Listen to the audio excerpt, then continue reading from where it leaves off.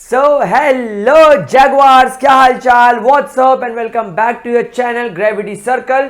हम लोग chapter number 4 technically chemistry का और हमारे 12th के सिलेबस के साथ चैप्टर नंबर 3 केमिकल काइनेटिक्स यहां पर कंप्लीट करने वाले हैं। और पिछले लेक्चर तक हम लोगों ने ये रेट लॉ के ऊपर बहुत सारे सवाल कर लिए थे। अब गाइस आज आगे बढ़ते हैं और शुरुआत करते हैं हमारे एक नए टॉपिक की, जिसका नाम है integrated rate equations. Integrated rate equation. देखो क्या होता है, हमेशा इंसान कोशिश करता है अपने लिए इजी ऑप्शन चूज करने की, राइट। आप लोग YouTube पर नीट की प्रिपरेशन कर रहे हो, मेरे साथ में जेई की प्रिपरेशन कर रहे हो, मेरे साथ में बोर्ड की प्रिपरेशन कर रहे हो। साल भर में आपको पढ़ाऊंगा, हर वीडियो को डिटेल में अपलोड करूंगा, डिटेल में लेक्चर पब्लिश करूंगा, लेकिन उसके बाद भी इन द एंड आप लोग क्या बोलोगे, सर वन शॉट करा दो, सर इंपॉर्टेंट क्वेश्चन दे दो। यूट्यूब पर कोई भैया या कोई दीदी आएंगे और भैया और दीदी आपको बताएंगे how to score 95% marks in chemistry in 2 days। वो भैया दीदी के वीडियो पर आप लोग पहुंच जाओगे और भैया दीदी के वीडियो में लिटरली एक पीले कलर का आइटम परोस दिया जाएगा, जो सुबह सुबह हम लोग हमारे वॉशरूम में छोड़कर आते हैं, वो आपको परोस दिया जाएगा। और उनके 1-1 lakh view, 2-2 lakh view, 1-1 million view. And उसमें क्या है, वही बात जो हम साल भर बोल रहे हैं, लेकिन क्या हो रहा है, हम लोगों को सब चीजें इजी और शॉर्टकट वे में चाहिए। खैर कोई बात नहीं, अच्छी चीज भी है। यहां पर केमिस्ट्री में भी यही हो गया हम लोग जो रेट ऑफ केमिकल रिएक्शन अभी तक निकाल रहे थे, वो हम ग्राफिकल मेथड से निकाल रहे थे। एक्सपेरिमेंटल वैल्यू याद करो, हम लोग यहां पर एक इस तरीके का ग्राफ बना रहे थे, फिर हम देख रहे थे रिएक्टेंट की मात्रा इस तरीके से कम हो रही है, फिर हम इनिशियल R1 मानिए, जब टाइम T1 होता है तब हम रेट R1 मानते हैं, जब टाइम T2 हो जाता है तब हम लोग रेट R2 मानते हैं, फिर हम लोग एवरेज रेट निकालते थे। इंस्टेंटेनियस रेट निकालने के लिए हम लोगों को अगर इस पर्टिकुलर पॉइंट पर इंस्टेंटेनियस रेट चाहिए तो मेरे को यहाँ से टेंजेंट खींचना पड़ता था, फिर वो टेंजेंट को मैं ऐसा करता था, फिर यहाँ पर मुझे एक वैल्यू मिलती थी x1, यहाँ पर मुझे वैल्यू मिलती थी x2, यहाँ पर मुझे वैल्यू मिलती थी T1, यहाँ पर मुझे वैल्यू मिलती थी T2, और उस तरीके से मैं टेंजेंट ड्रॉ करके इंस्टेंटेनियस रेट निकालता था। लेकिन गाइस ये टेक्निक तो बड़ी परेशान करने वाली है, बड़ी कॉम्प्लिकेटेड है। हर बार मैं ग्राफ बनाऊंगा, हर बार मैं टेंजेंट बनाऊंगा तो मैं तो पागल हो जाऊंगा। इसीलिए मार्केट में क्या आया, integrated rate equation, to make the equation in such a way कि हमें बार बार ग्राफिकल मेथड को यूज ना करना पड़े और हम एक पर्टिकुलर फॉर्मूले में हमारे एक्सपेरिमेंट की वैल्यू को रख के केमिकल रिएक्शन का रेट निकाल लें। That is integrated rate equation. सबसे पहले हम लोग इंटीग्रेटेड रेट इक्वेशन में गाइस अनअकैडमी से आ गया बहुत ऑसम अपडेट। अगर अभी तक आप लोगों ने अनअकैडमी पर IIT JEE नीट फाउंडेशन यानी क्लास 8, 9, 10 के अगर आप स्टूडेंट हैं और सब्सक्रिप्शन नहीं लिया है तो अभी ले लीजिए, क्योंकि अगर आप अभी सब्सक्रिप्शन लेंगे by using my code gravity तो आपको सबसे पहले तो फीस पर 20% का ऑफ मिलेगा ही मिलेगा, और उसके अलावा आपको अप टू 6 मंथ का और फ्री एक्सटेंशन मिल जाएगा, यानी कुल मिलाकर 42% का आपको यहां पर फायदा है। तो गाइस देर मत करो, आखिरी 12 घंटे बचे हैं, एनरोल करो, सब्सक्राइब करो। एंड जीरो ऑर्डर रिएक्शंस की बात करेंगे, हमारी वो सारी केमिकल रिएक्शन जो जीरो ऑर्डर रिएक्शन होती है, वो जीरो ऑर्डर रिएक्शन के अंदर आपकी जो जीरो ऑर्डर रिएक्शन होती है, वो जीरो ऑर्डर रिएक्शन के लिए हम लोग क्या ऐसी इक्वेशन बनाएं जिससे हमें दुनिया की हर जीरो ऑर्डर रिएक्शन का रेट पता चल सके। तो इमेजिन करो गाइस, आपके पास में केमिकल रिएक्शन हो रही है जिसमें आपका एक A नाम का रिएक्टेंट P नाम के प्रोडक्ट में कन्वर्ट हो रहा है।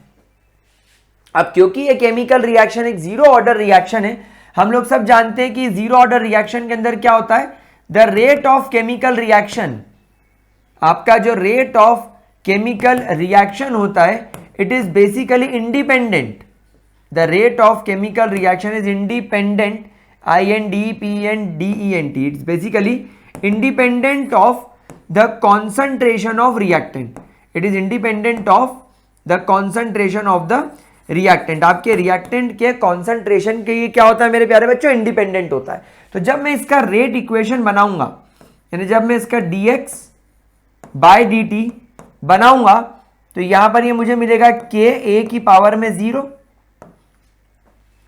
क्या मुझे ये यही देखने को मिलेगा मेरे प्यारे बच्चों, क्या ये मुझे यही देखने को मिलेगा, हाँ या ना? Very good. तो यहां पर मैं माइनस साइन लगा दूं क्योंकि मैं रिएक्टेंट की बात कर रहा हूं। तो अल्टीमेटली जब a की पावर में 0 हो जाएगा तो 0 हट जाएगा, I mean पूरा a हट जाएगा, तो आपको मिलेगा dx by D T is equal to minus K, dx by D T is equal to minus K. क्या यहां तक आप लोगों को मेरे द्वारा लिखी गई इक्वेशन बहुत बढ़िया और बहुत अच्छे तरीके से समझ में आ रही है? चलिए, क्या मैं यहां से मेरी रिएक्शन को मेरी इक्वेशन को थोड़ा आगे लेकर चलूं? क्या हम आगे बढ़े? चलिए उस इक्वेशन को रीअरेंज करते हैं, लिखते हैं dx is equal to minus K D T. मैं इसे इक्वेशन नंबर 1 नाम देता हूं और अब मैं इस इक्वेशन को इंटीग्रेट करने जा रहा हूं on both side. Let's integrate the equation on both side. क्या मैं दोनों साइड इस इक्वेशन को इंटीग्रेट कर दूं? क्या आप सभी लोग इसके इंटीग्रेशन करने के लिए तैयार हैं? क्या हम लोग इसे रेडी हैं? चलिए एक काम करते हैं, आगे बढ़ने से पहले मैं यहां पर dx को dA लिख देता हूं। क्यों? क्योंकि मैं यहां पर कॉन्सेंट्रेशन को भी a ले रहा हूं, तो यहां पर ये dA ले लिया मैंने, यहां पर भी मैंने इसको dA कर लिया। अब आप बोलोगे सर dA करने से क्या फायदा होगा? जब मैं इसका इंटीग्रेशन करूंगा, k तो कांस्टेंट है, तो ये इंटीग्रेट होकर a में कन्वर्ट हो जाएगा। देखो सुंदर दिखने लगा ये। माइनस के तो अपनी जगह पर रहेगा, लेकिन ये dt इंटीग्रेट होकर हो जाएगा t। क्या आप लोगों को ये पॉइंट समझ में आया? क्या आप लोगों को ये पॉइंट समझ में आया? यस और नो? और आप लोगों ने क्योंकि इंटीग्रेशन किया है तो एक इंटीग्रेशन कांस्टेंट c भी मुझे यहां पर मिलेगा। ये हो गई मेरी इक्वेशन नंबर 2।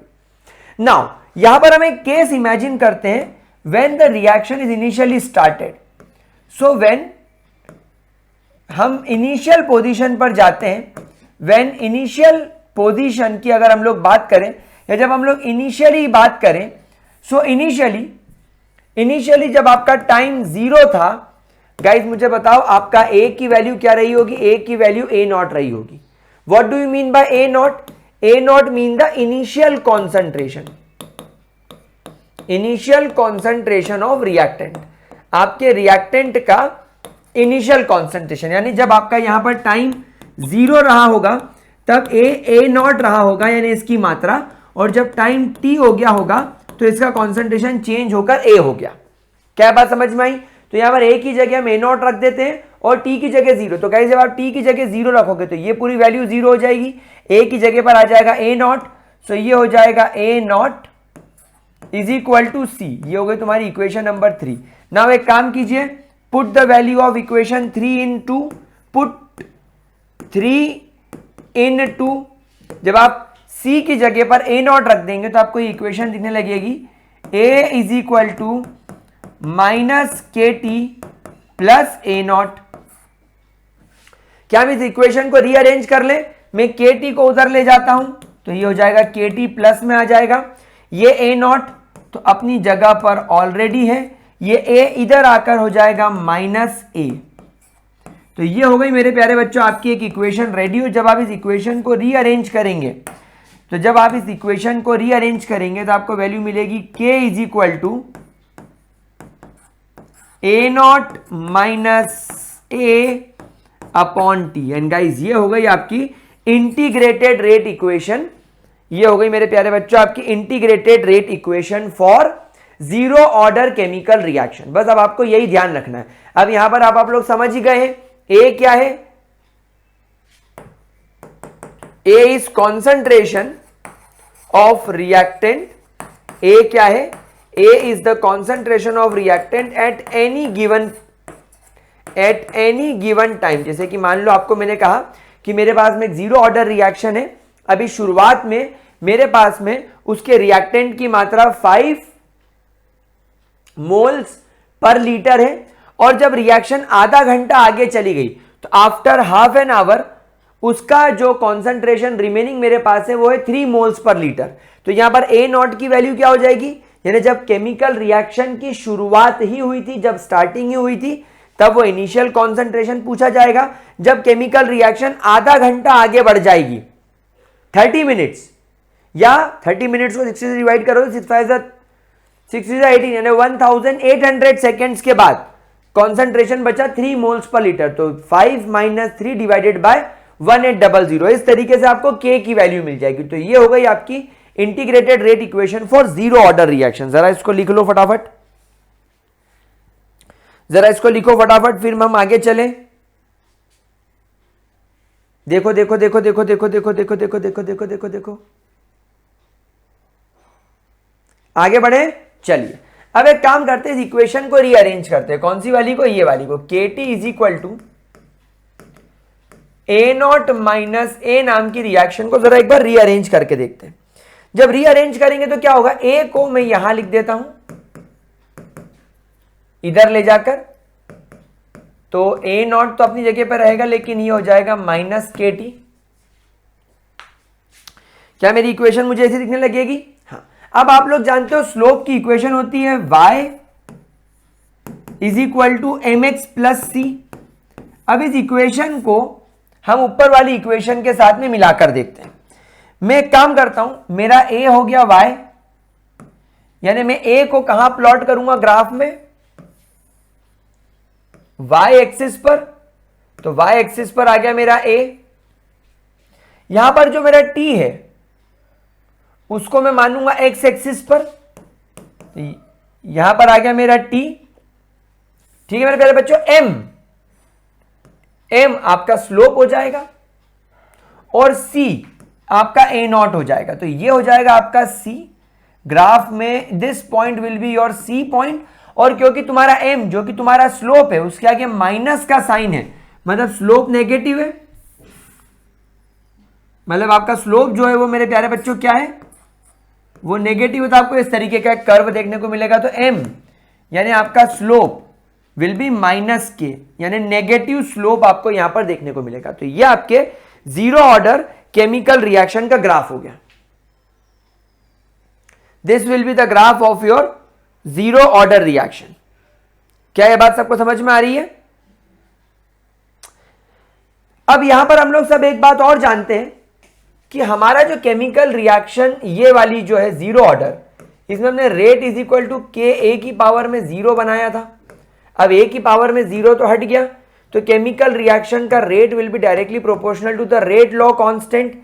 यानी यहां पर मैं ये बोल सकता हूं कि इस समय केमिकल रिएक्शन का rate for zero order reaction is independent, it is independent of the concentration of reactant. Concentration of reactant के वो इंडिपेंडेंट है। तो अगर यहां पर आप लोग एक कर्व बनाते हैं rate of the chemical reaction versus concentration of the reactant, तो गाइज यहां पर आपको एक कांस्टेंट लाइन देखने को मिलेगी, क्योंकि इट इज इंडिपेंडेंट। ठीक है, दैट इज इंडिपेंडेंट। कोई दिक्कत मेरे प्यारे बच्चों, कोई परेशानी? क्या ये चीज हम लोगों को बहुत अच्छे, बहुत औसम और बहुत शानदार तरीके से क्लियर हुई? चलिए आगे बढ़ते हैं और अब बात करते हैं एक और टॉपिक की, that is half life of a chemical reaction. आधी जिंदगी, half life of a reaction, एक रिएक्शन की हाफ लाइफ की बात करते हैं। Now what do you mean by half life? Guys, जब आप केमिकल रिएक्शन की शुरुआत कर रहे हैं, जैसे ए नाम का रिएक्टेंट तुम्हारे पी नाम के प्रोडक्ट में कन्वर्ट हो रहा है, तो जब टाइम जीरो था तब आपका रिएक्टेंट 100% मौजूद था और प्रोडक्ट तुम्हारा 0% अवेलेबल था।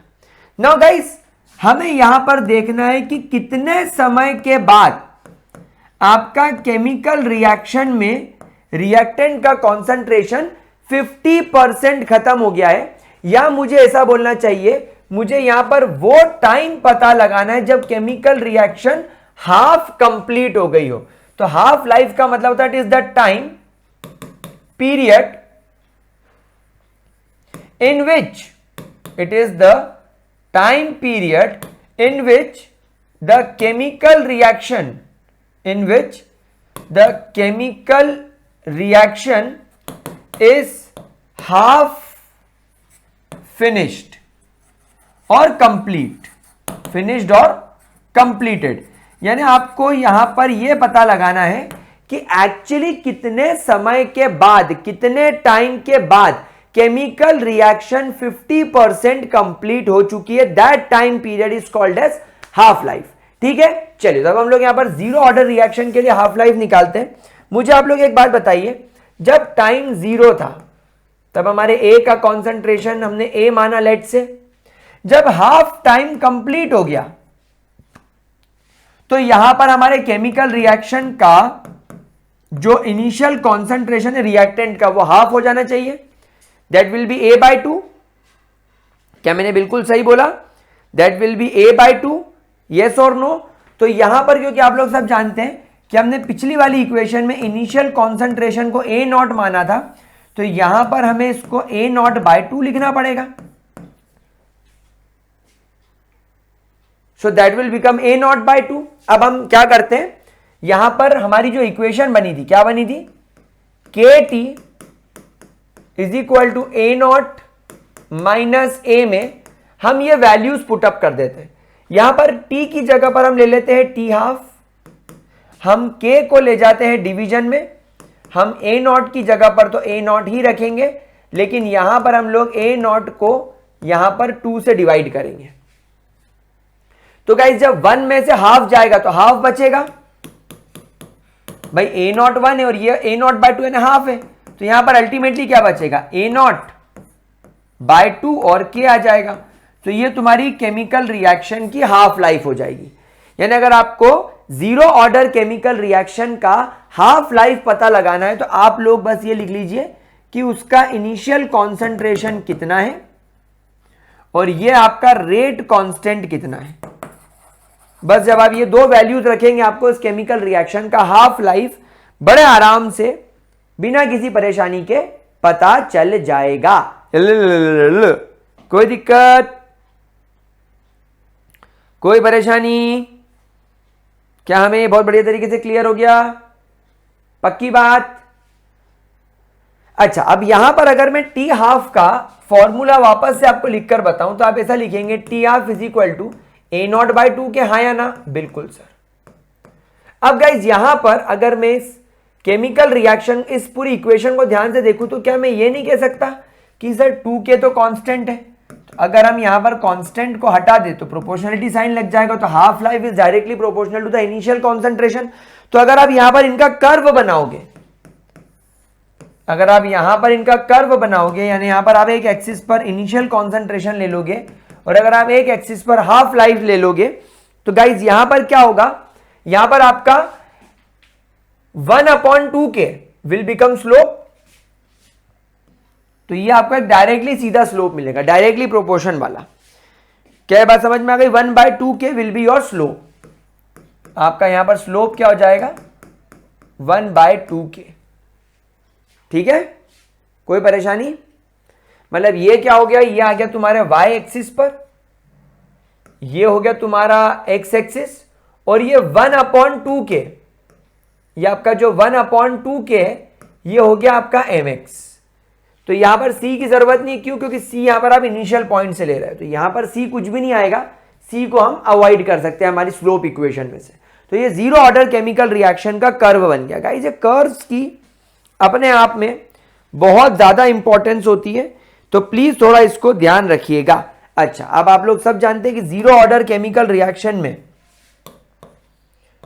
जो K की यूनिट होती है वो क्या होती है? मोल्स पर लीटर पर सेकेंड। ये हम ऑलरेडी सीख चुके हैं। मोल n-1, मोल n-1, लीटर 1 - n पर सेकेंड, है ना? चलिए अब हम लोग यहां पर देखते हैं वो कौन कौन सी केमिकल रिएक्शंस होती हैं जो 0 ऑर्डर फॉलो करती है। गाइस वैसे तो 0 ऑर्डर केमिकल रिएक्शन देखना हमारे लिए बहुत ज्यादा मुश्किल है, क्योंकि जनरली ऐसी केमिकल रिएक्शंस बहुत कम होती है जो 0 ऑर्डर रिएक्शन फॉलो करती है। बट फिर भी अगर मैं यहां पर आपको एग्जांपल बताऊं तो गाइस एक बात ध्यान रखना, those reactions in which a reactant is in excess, जब आपका केमिकल रिएक्शन जिसमें आपका रिएक्टेंट एक्सेस में होता है वो 0 ऑर्डर रिएक्शन होती है। फॉर एग्जांपल हमारी बॉडी में जैसे मान लो आपने कार्बोहाइड्रेट खाया, तो हमारे बॉडी में, हमारे बायोलॉजी में उस कार्बोहाइड्रेट को सबस्ट्रेट बोला जाएगा। मतलब मैंने अगर कार्बोहाइड्रेट खाया तो वो क्या हो गया? सबस्ट्रेट। अब उस कार्बोहाइड्रेट को डाइजेस्ट करने के लिए मेरे शरीर में अलग अलग एंजाइम्स होते हैं। जैसे मान लो मैंने खाया स्टार्च, तो स्टार्च को बायोलॉजी वाले क्या बोलेंगे? सबस्ट्रेट, कि मृत्युंजय सर ने सबस्ट्रेट खाया। अब उस सबस्ट्रेट को, उस कार्बोहाइड्रेट को बचाने के लिए मेरे माउथ में एक एंजाइम होगा सलाइवा के अंदर, जिसका नाम है सलाइवरी अमाइलेज। तो वो एंजाइम हो गया, तो एंजाइम तो कैटेलिस्ट हो गया, तो इससे मुझे क्या मिल जाएगा? प्रोडक्ट। तो गाइस यहां पर आप एक बात समझिएगा, यहां पर इंपॉर्टेंस सबस्ट्रेट की नहीं बल्कि कैटेलिस्ट एंजाइम की है। एंजाइम की खासियत होती है कि एंजाइम का एक मॉलिक्यूल हमारे शरीर में 10 लाख से ज्यादा सबस्ट्रेट के मॉलिक्यूल को प्रोडक्ट में बदलने की ताकत रखता है। इसका मतलब है सबस्ट्रेट जब कभी भी हम लोग खाते हैं वो हमेशा हमारी बॉडी में एक्सेस फॉर्म में ही जाता है। भाई खाना तो तुम पेट भर के खाओगे, तो तुम अगर कार्बोहाइड्रेट खा रहे हो, अगर तुम स्टार्च खा रहे हो, तो तुम स्टार्च के अनकाउंटेबल मॉलिक्यूल्स खा रहे हो, अनकाउंटेबल मॉलिक्यूल्स खा रहे हो, मतलब एक्सेस में खा रहे हो। लेकिन उतने सारे ग्लूकोज के मॉलिक्यूल, आई मीन कार्बोहाइड्रेट के मॉलिक्यूल को या स्टार्च के मॉलिक्यूल को प्रोडक्ट में, यानी छोटी छोटी शुगर्स में तोड़ने का काम एंजाइम करता है। तो ये एंजाइम कम मात्रा में होने के बाद भी एक्सेस अमाउंट में मौजूद सबस्ट्रेट को प्रोडक्ट में बदल देगा। तो गाइस ये वाली जो केमिकल रिएक्शन हो गई, ये जीरो ऑर्डर केमिकल रिएक्शन हो गई। This chemical reaction is zero order reaction.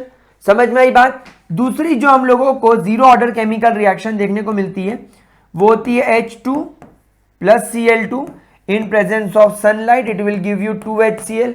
जितनी भी गाइस लाइट की प्रेजेंस में होने वाली केमिकल रिएक्शन होती है, फोटोकेमिकल रिएक्शन, ध्यान रखना, जितनी भी आपकी फोटोकेमिकल रिएक्शंस होती है, फोटोकेमिकल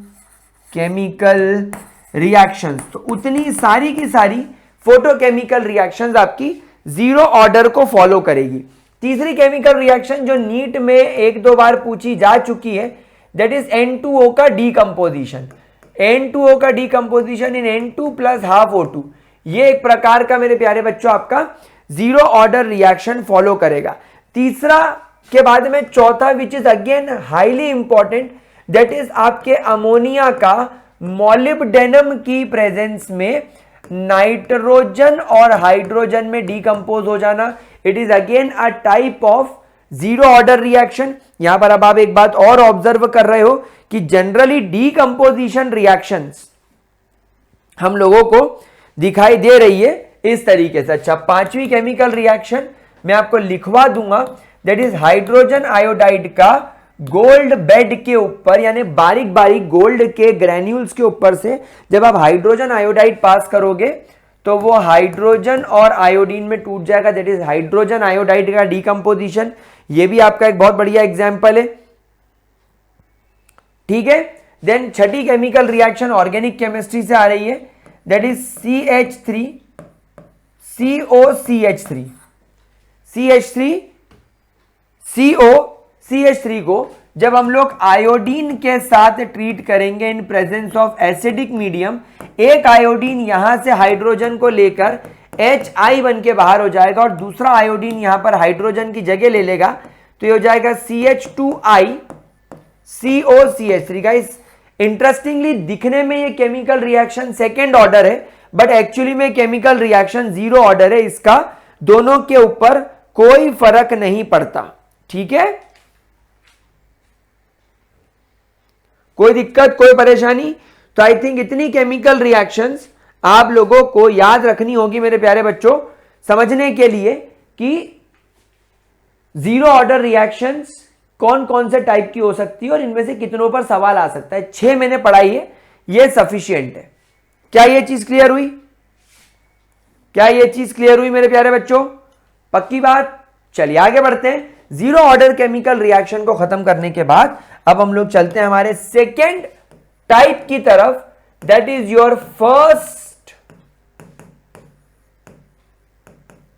ऑर्डर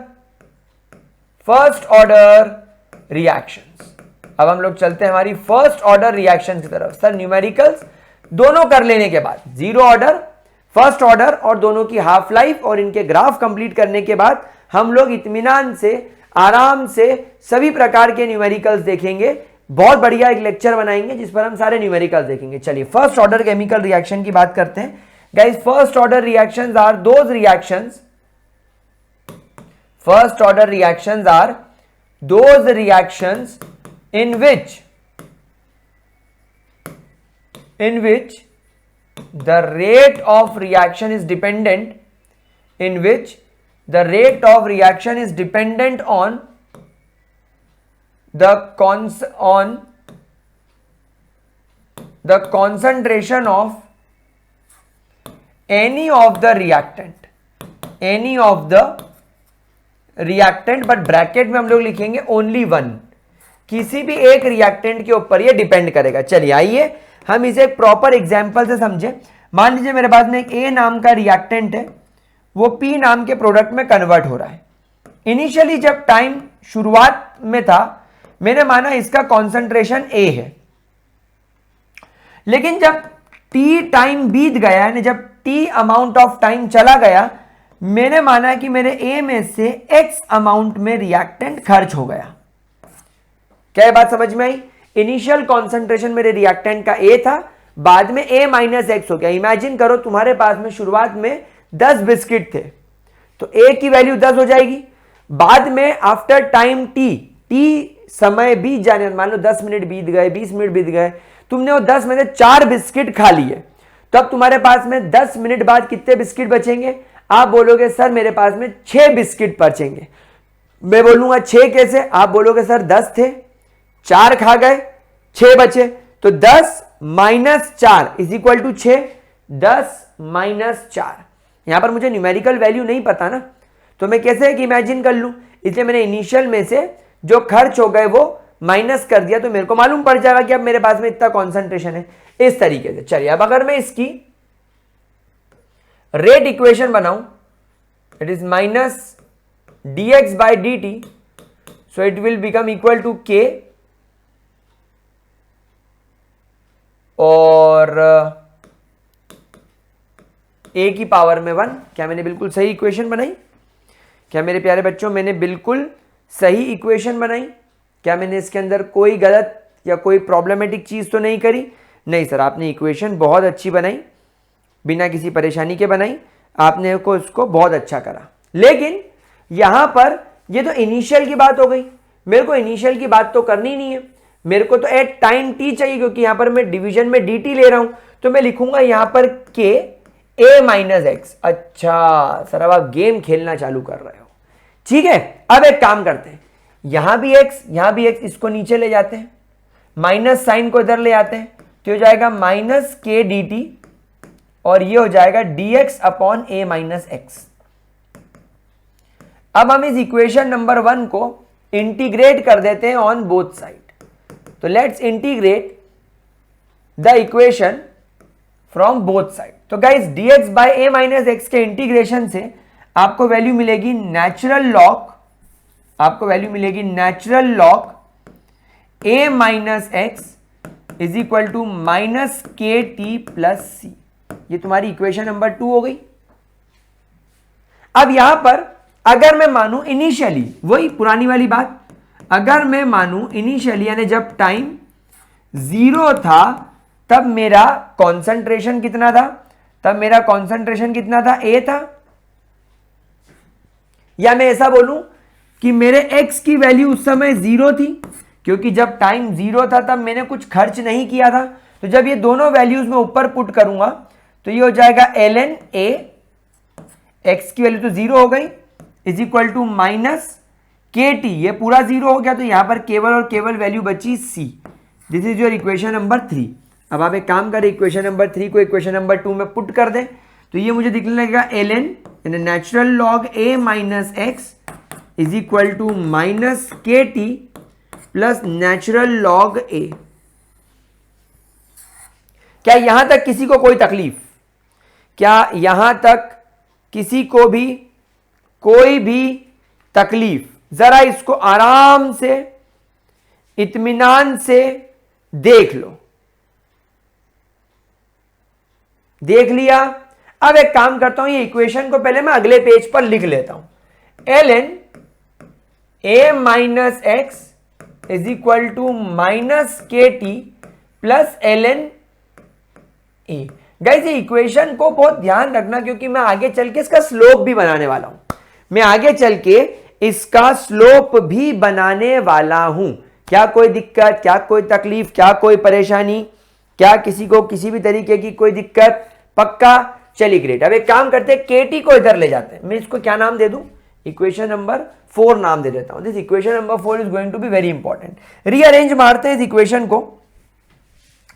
केटी इधर ले जाते हैं, नेचुरल लॉग ए तो यहीं रह जाएगा, ये वाला उठ के इधर आने की वजह से ये हो जाएगा minus L N A X. जब मैं यहां पर अपने लॉग की प्रॉपर्टी लगाऊंगा तो ये हो जाएगा एल एन लॉग ए माइनस एक्स, तो ये डिवीजन में आ जाएगा, तो ये हो जाएगा L N A upon A minus x.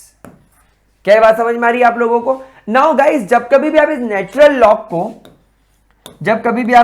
Log को लॉग बेस 10 में कन्वर्ट करते हैं तो पूरी की पूरी इक्वेशन 2.303 लॉग बेस 10 से हमें मल्टीप्लाई करनी होती है। तो जब मैं नेचुरल लॉग को लॉग बेस 10 में कन्वर्ट करूंगा तो ये मुझे दिखने लगेगा K T is equal to 2.303 log base 10 A upon A minus X, A upon A minus X. आप के को वहीं रहने दीजिए, आप टी को डिवीजन में ले जाइए, तो हो जाएगा 2.303 by t log base 10 A upon A minus x. And guys this is your first order reaction या integrated first order reaction to find the rate constant k. यहां पर ए क्या हो जाएगा? That will be your initial concentration, that will be your initial concentration, यानी chemical reaction की शुरुआत में जब टाइम 0 था तब कितना कॉन्सेंट्रेशन है। And A minus x will be your final concentration, यानी जब आपका टाइम टी बीत गया तो आफ्टर टाइम टी कितना कॉन्सेंट्रेशन बचा? That will B A minus x. बोलो कोई दिक्कत, कोई परेशानी, एनी प्रॉब्लम? 100% क्लियर? देख लो, आराम से देख लो। चलें आगे बढ़े। चलिए अब एक बार ये वाली equation l N a minus x minus के t, l N a minus x is equal to minus के T plus l N a. इस इक्वेशन को हम y is equal to m x plus c में लगाकर देखते हैं। तो ये तुम्हारे y एक्सिस की वैल्यू हो गई, टाइम तुम्हारे x एक्सिस पर आ गया, माइनस के तुम्हारा स्लोप हो गया और एल एन सी तुम्हारा एक्सपोनेंट वाले पॉइंट पर आ जाएगा। तो जब हम लोग यहां पर इसका इस तरीके से ग्राफ बनाएंगे तो हम y एक्सिस पर l N a minus x लेंगे on y axis, x axis पर हम लोग लेंगे time, l N a natural log a l N a, ये हो गया हमारा स्टार्टिंग पॉइंट। और क्योंकि तुम्हारा m यानी तुम्हारा जो स्लोप है ये माइनस के है, आपको इस प्रकार की वैल्यू देखने को मिलेगी। ये हो गया आपका graph, this will be your graph. कोई दिक्कत, कोई परेशानी? 100% क्लियर? देख लीजिए इसको एक बार अच्छे तरीके से देख लो। अच्छा, हम इस इक्वेशन को, अगर हम इस इक्वेशन को नेचुरल लॉग से हटा लें तो यहां पर गाइस आप लोग इस इक्वेशन को एक तरीके से और देख सकते हैं। आप इस इक्वेशन को एक बार रीअरेंज करके और ऐसा लिख सकते हैं, अगर आपके पास में log बेस 10 आ जाए तो log base 10 a, log base 10 a आ गया अपने पास में, फिर ये माइनस के टी तो इधर है ही, अपॉन 2.303 आ जाएगा, ये इनका कॉमन निकल जाएगा और यहां पर आ जाएगा log बेस 10 और ये हो जाएगा ए नॉट, नहीं तो ये ए नॉट मतलब इनिशियल कॉन्सेंट्रेशन अपना ए इधर आ जाएगा और ये जो log बेस 10 ये ऐसा का ऐसा ही रह जाएगा, log बेस 10 ए माइनस एक्स। ये ऐसा का ऐसा रह जाएगा, तो इनका कॉमन निकल गया 2 पॉइंट। तो ये इक्वेशन हम ऐसे भी लिख सकते हैं। तो अगर आपको कभी नीट वगैरह में तो खैर इतना ज्यादा प्रोमिनेंट नहीं है, लेकिन अगर जेई वगैरह में आपको स्लोप करने को आता है तो कई बार टाइम यहां लिखा रहता है, लेकिन यहां पर आ जाता है log base 10 a minus x. कई बार यहां पर आ जाता है log base 10 a minus x. यहां पर आपको लिखना पड़ता है log base 10a, log base 10a। और यहां पर आपका जो स्लोप है, यहां पर आप जनरली स्लोप क्या लिख रहे हैं, यहां पर आप लोग नॉर्मल स्लोप क्या लिख रहे हैं, माइनस के, लेकिन यहां पर आप स्लोप लिखेंगे माइनस के अपॉन 2.303। तो कोई फर्क नहीं पड़ता, दोनों चीजें सेम है ना, both of the things are same. कोई खास प्रॉब्लमेटिक चीज नहीं है, कोई खास परेशानी वाली बात भी नहीं है। ठीक है, जरा देख लो।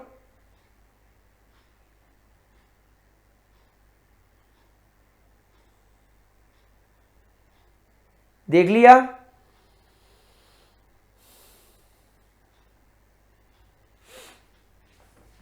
ये इक्वेशन भी क्लियर है?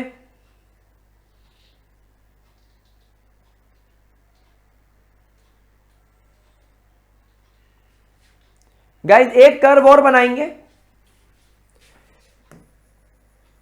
log base 10 a upon a minus x, log base 10 a upon a minus x versus time t।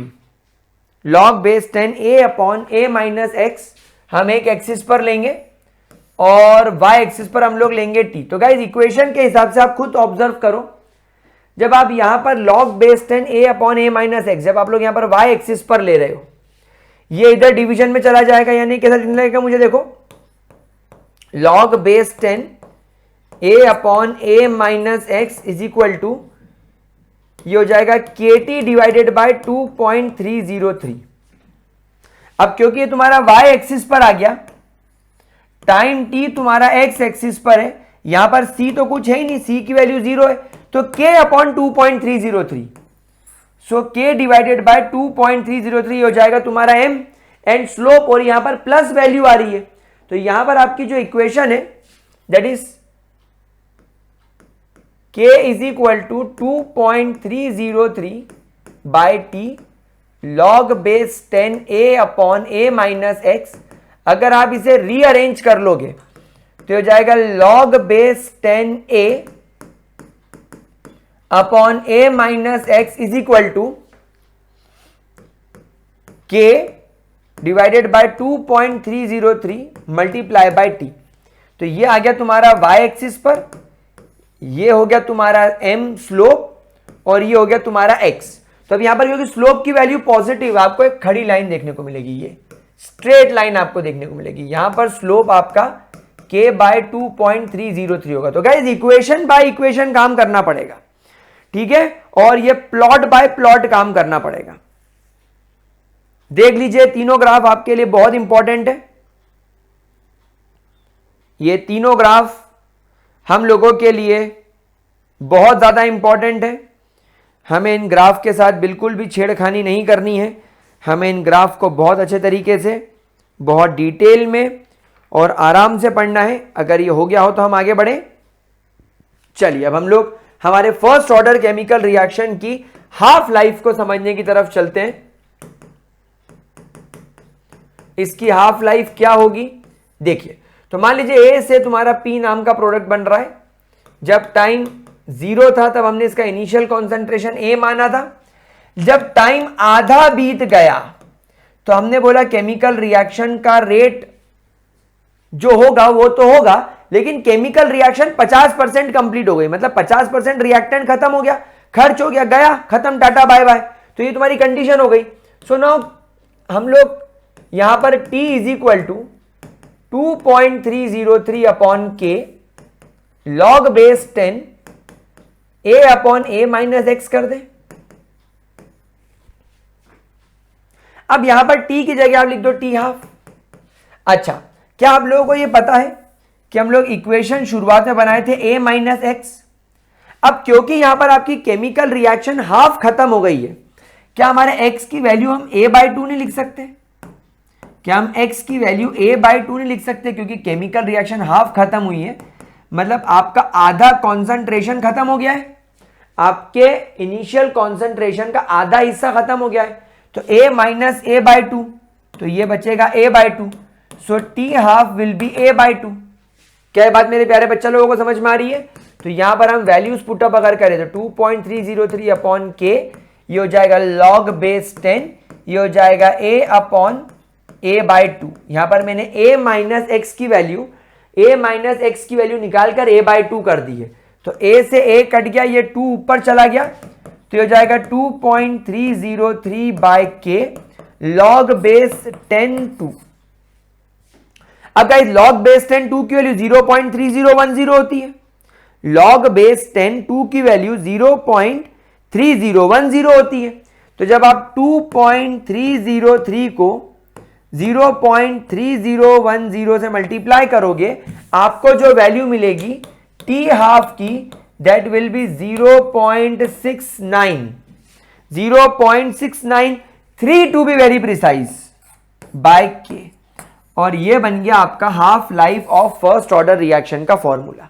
आप ध्यान रखेंगे यहां पर फर्स्ट ऑर्डर केमिकल रिएक्शन में आपके के की जो यूनिट रहेगी वो पर सेकेंड रहती है। ये हम लोग ऑलरेडी ऑर्डर ऑफ रिएक्शन में पहले निकाल चुके हैं, बट एक एक बार मैंने सोचा कर लेते हैं ताकि हम लोगों को याद रहे और हम लोगों को कोई प्रॉब्लम ना रहे।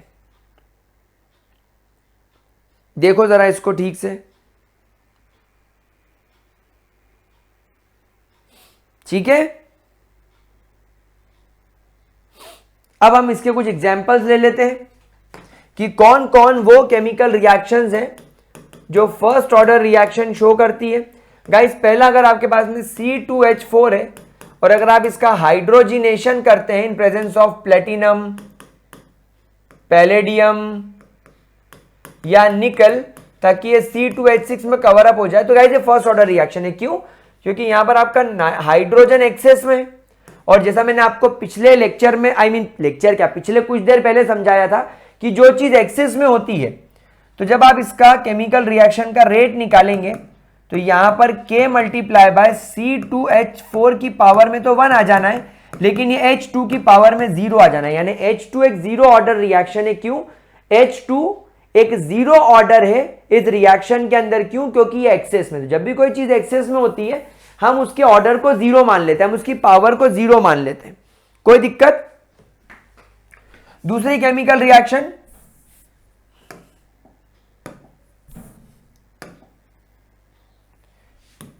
अगर तुम्हारे पास में N2O5 है और अगर आप इसका डीकंपोजिशन कर रहे हो 2 मोल्स ऑफ NO2 के अंदर और हाफ मोल्स ऑक्सीजन बाहर निकाल रहे हो, तो मेरे प्यारे बच्चों ये भी एक आपकी फर्स्ट ऑर्डर केमिकल रिएक्शन है।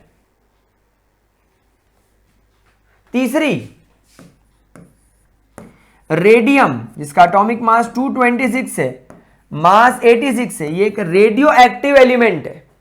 ये एक मेरे प्यारे बच्चों रेडियो एक्टिव एलिमेंट है। तो ये रेडियम टूट रहा है रेडॉन के अंदर, 222 इसका मास हो जाएगा और 84 इसका एटॉमिक नंबर हो जाएगा, और यहां से आपको हीलियम गैस निकलती हुई नजर आएगी।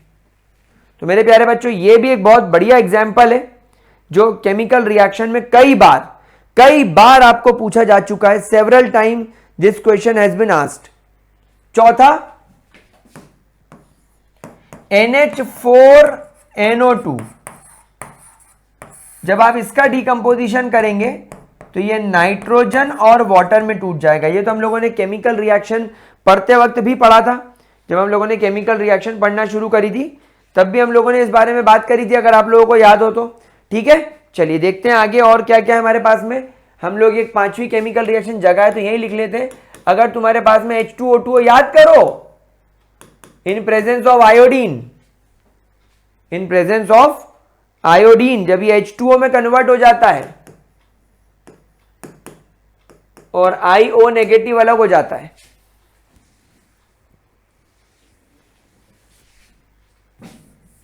IO नहीं आ रहे, काम करते हैं केमिकल रिएक्शन में तरह हाफ ऑक्सीजन लिखना पड़ेगा।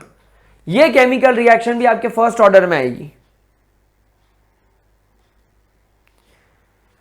ध्यान रखना, रिएक्शन नंबर 3 में काम करो, आप लिख लो all radio active decays, all radio active decay जो होते हैं वो सभी के सभी आपके फर्स्ट ऑर्डर में काउंट किए जाएंगे।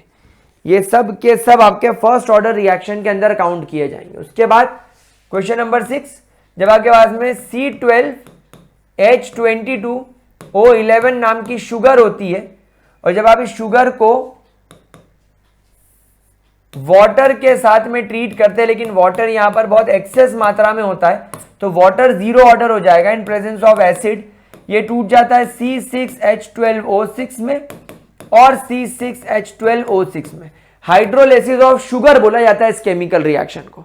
इस केमिकल रिएक्शन के अंदर भी आप लोगों को फर्स्ट ऑर्डर ही देखने को मिलेगा।